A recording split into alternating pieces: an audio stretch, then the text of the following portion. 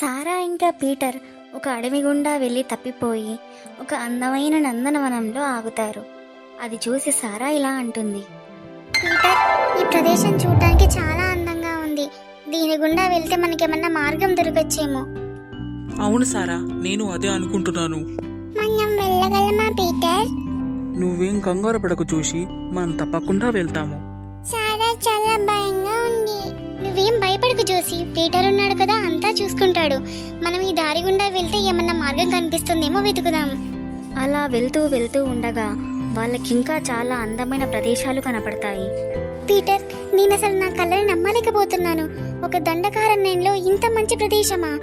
Peter, నేను ఇక్కడ ఉయ్యాల ఊగుతాను. ఈ ఉయ్యాలైతే ఉంది గాని ఇక్కడ కదలడం లేదేంటి? ఇక్కడ ఉయ్యాలనేది కాదు పీటర్, ఇక్కడ చెట్లలో కూడా కదలిక అనేది లేదు, గమనించావా?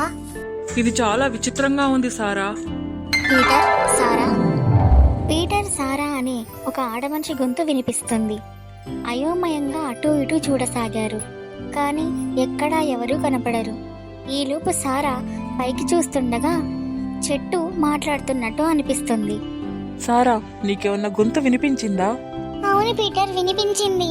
కానీ ఎక్కడ ఎవరూ లేరు కదా. ఎక్కడి నుంచి వచ్చినట్టు ఈ గొంతు? ఇక్కడ లేరే.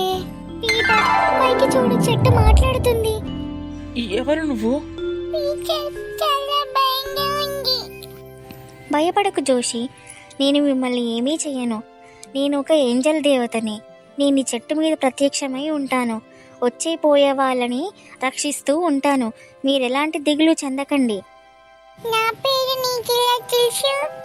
నీ పేరు తెలుసు జోషి, నువ్వు తప్పిపోయావని కూడా తెలుసు.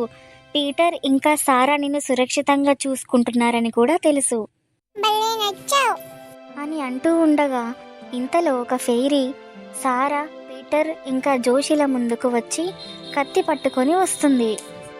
నేను నమ్మలేకపోతున్నాను. చూడు సారా, పీటర్, జోషి, మీరిక్కడ సురక్షితంగా ఎన్ని రోజులు కావాలంటే అన్ని రోజులు ఉండొచ్చు. మీకు ఇక్కడ కావాల్సిన వసతులన్నీ ఉంటాయి. ఈ ప్రాంతం ప్రజలకు చెందింది కాబట్టి ఇక్కడికి ఎవరైనా రావచ్చు. ఇంత దండకారణ్యంలో ఇంత అందమైన ప్రదేశం ఎలా? ఈ ప్రదేశాన్ని నేనే సృష్టించాను. దీనికి ఎవరన్నా రావచ్చు, ఎన్ని రోజులైనా ఉండొచ్చు. మీకు ఇక్కడ ఎలాంటి కష్టమూ కలగదు, సురక్షితంగా ఉంటారు. కానీ నువ్వు మంచి దేవతవని తెలుసుకోవడం ఎలా? తప్పకుండా జోషి.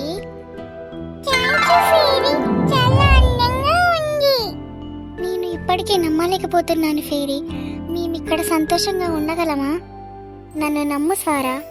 ఫెయిరీ, ఫెయిరీ, ఫెయిరీ అని నువ్వు 3 సార్లు పిలవగానే నీకు ఏ కష్టం రాకుండా చూసుకునే బాధ్యత నాది. వెళ్ళొస్తాను. నాకు గుర్తుగా ఈ కత్తిని ఇస్తాను. దీన్ని పట్టుకొని తలుచుకో, ప్రత్యక్షమైతాను అని కత్తిని ఇచ్చి ఫెయిరీ అక్కడ నుంచి వెళ్ళిపోతుంది. అప్పటి నుంచి సారా, పీటర్ మరియు జోషి అక్కడ చాలా సంతోషంగా ఉంటారు. కూర్చున్నాను కదా, అందరూ సంతోషంగా నవ్వసాగుతారు.